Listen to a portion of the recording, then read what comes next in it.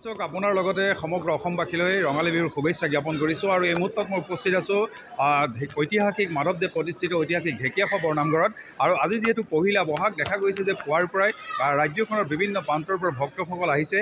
বহাগৰ প্ৰথম দিনটোত পৰিয়ালৰ লগতে সমাজখনৰ কল্যাণৰ বাবে তেওঁলোকে নেদেখাজনৰ ওচৰত শৰণাপন্ন হৈছে।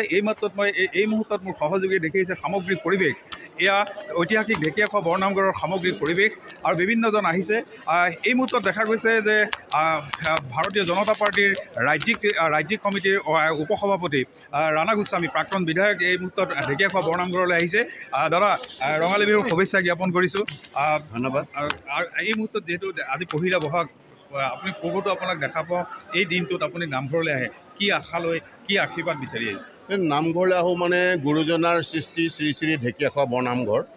এই নামঘৰলৈ আহিব পৰাটো কেৱল গুৰুজনাৰ আমন্ত্ৰণ ক্ৰমে, গুৰুজনাৰ কৃপা নাথাকিলে আহি সেৱা লোৱাটো সম্ভৱ নহয়।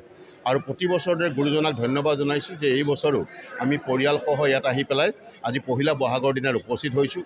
আৰু সেই একেটা উদ্দেশ্যৰে হাজাৰ হাজাৰ আজি ভক্তপ্ৰাণ ৰাইজে আজি পুৱাতে ইয়াত সেৱা ধৰিছে, শৰাই সঁফুৰা দি আগবঢ়াইছে।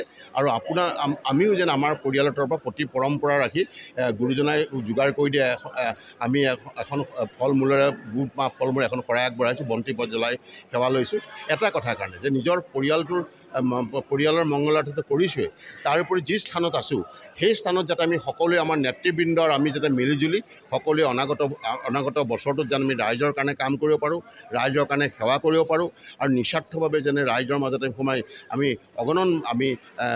অগণন ৰাইজৰ সেৱা যাচি তাৰ যোগেদি যাতে আমি নিজক ধৰ্ম আমি আহৰণ কৰিব পাৰোঁ, এই উদ্দেশ্যেৰে আজি সেৱা ধৰিছোঁ। গুৰুজনাক ধন্যবাদ জনাইছোঁ যে যেন ভৱিষ্যতেও এনেদৰে আমি ৰাইজক সেৱা লৈ যাব। পঞ্চায়ত নিৰ্বাচন সমাগত বিহুৰ প্ৰায় লগতে পৰিছে বুলি যায়, এই মুহূৰ্তত পঞ্চায়তৰ প্ৰাৰ্থীসকল জয়ী হোৱাৰ কাৰণেও আশীৰ্বাদ বিচাৰিছে। আপুনি পঞ্চায়ত নিৰ্বাচনৰ কথা সুধিছে, যিহেতু এইভাগী গুৰুজনাৰ সৃষ্টি মন্দিৰ নামঘৰ আমাৰ ঢেকীয়াখোৱা বৰনামঘৰ। আপোনাক এই মুহূৰ্তত আমি ধন্যবাদ জনাইছোঁ ঢেকীয়াখোৱা বৰনামঘৰৰ পৰা আমাক পৰিৱেশ দেখুওৱাৰ বাবে।